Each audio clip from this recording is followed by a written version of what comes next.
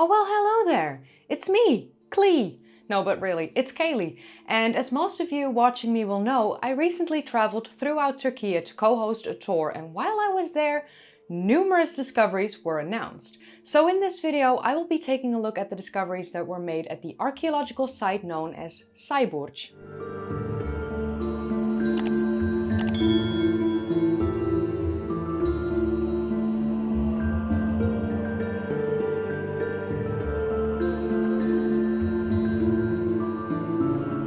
The settlement of Sayburç dates back to at least 12,600 years ago, and it's one of the 12 Taş Tepeler pre-pottery Neolithic sites located in the southeast of Turkey. Here on screen you can see the map that I have created myself of the Taş Tepeler sites, which will become merch very soon, to give you a clue of where these sites are located from one another. The most famous of the Taş Tepeler sites are of course Göbekli Tepe and Karahan Tepe, which is why I've made them appear a little bit larger on the map. A quick fun fact, you can actually spot Göbekli Tepe in the distance when you are standing on the hill of Harpetsuvan Tepe. I actually filmed this while I was there. It's only visible as a white speck in the distance, which is the roof structure that's quite easy, to spot from afar. But in ancient times, especially after the sun went down and you've had clear skies, if you would have lit fires at Göbekli Tepe, you would have been able to spot them from Harpetsuvan Tepe as well.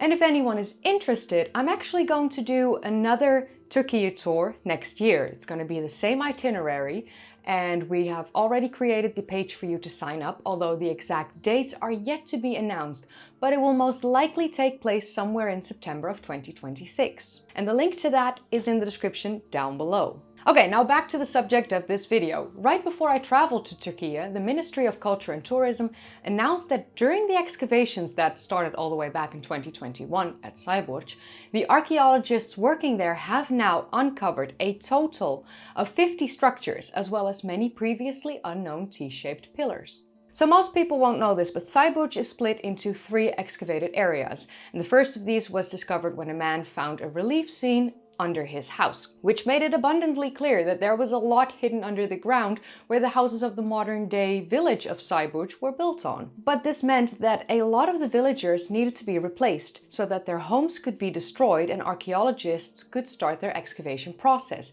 And that takes a while. You don't really relocate people very easily. So it's been 4 years since the first excavations took place, and the archaeologists have for sure not sat still. They have uncovered massive areas with at least 50 structures, which are both residential houses and communal public buildings side by side. Evidence in the residential structures reveal that food was prepared in these homes, as well as other household tasks were carried out within them as well.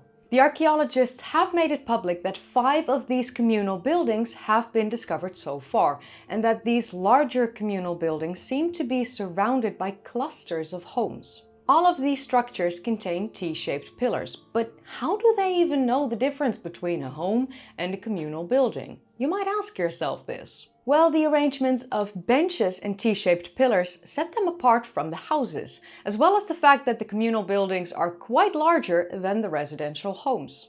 The homes will have 1 T-pillar, while the communal buildings will have 1 or 2 of these T-pillars in the center, with an arrangement of pillars, sometimes in the wall, surrounding the center pillar or pillars. Another key difference between the homes and the public buildings seemed to be the fact that in the residential buildings, the archaeologists have discovered piles of human bones, which they have not found in this exact manner in the communal buildings. Yeah, actually you heard that right. Piles of human bones. So these bone piles were not mentioned in the initial announcement of the discovery of the 50 structures at Sayburç. But what is interesting is that these human bones were placed in 1 pile in the corner in all of the residential homes. But what's even more fascinating is that these bones do not belong to the same individual. So you would have a skull that belonged to one individual, there would be a leg bone from another and an arm bone from yet another, and so on and so forth. So 1 pile, all these skeletal remains, but not belonging to one individual. But as far as I'm aware, it is unknown at this point in time if the bones from one individual were scattered throughout the residential homes, or if only 1 bone of an individual would have been kept overall. And if the latter is the case, it seems to be unclear where the rest of the bones would have been kept or placed, as the archaeologists have not discovered bones elsewhere at this point in time.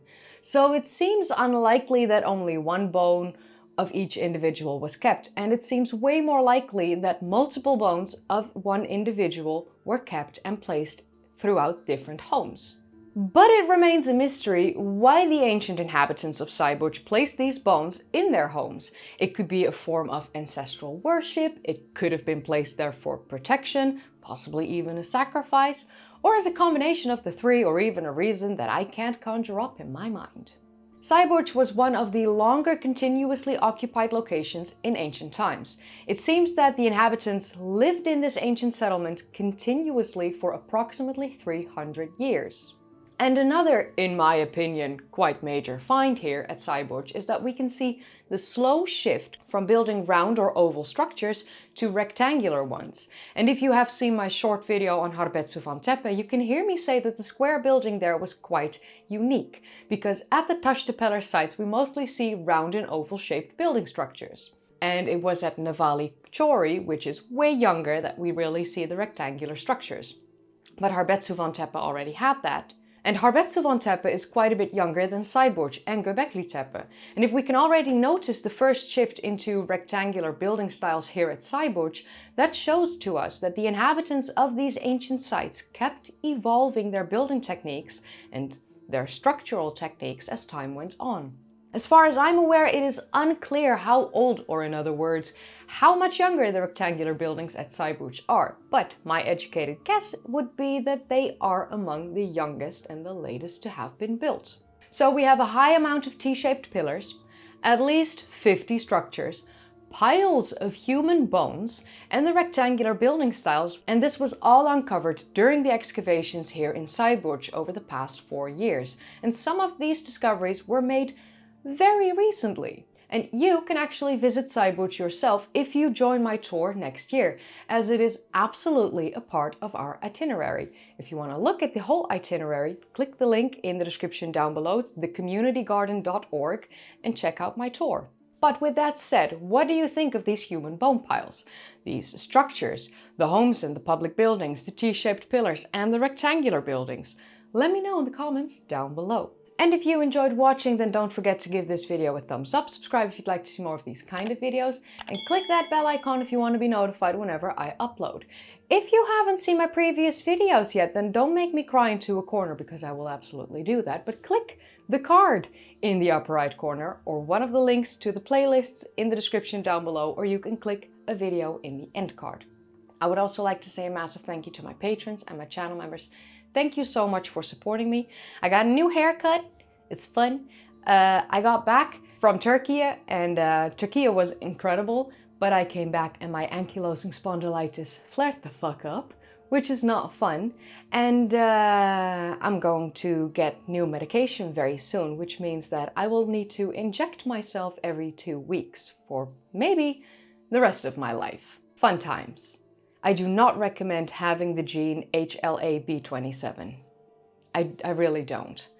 And if you have some symptoms that are similar to ankylosing spondylitis, please get yourself a blood test and let them test on the gene HLA-B27. This is not a fun disease. It's a 3-for-1 special. You've got arthritis, rheumatism, and it's an autoimmune disorder. So yeah, with that said, I will probably see you in the next video. Okay, bye!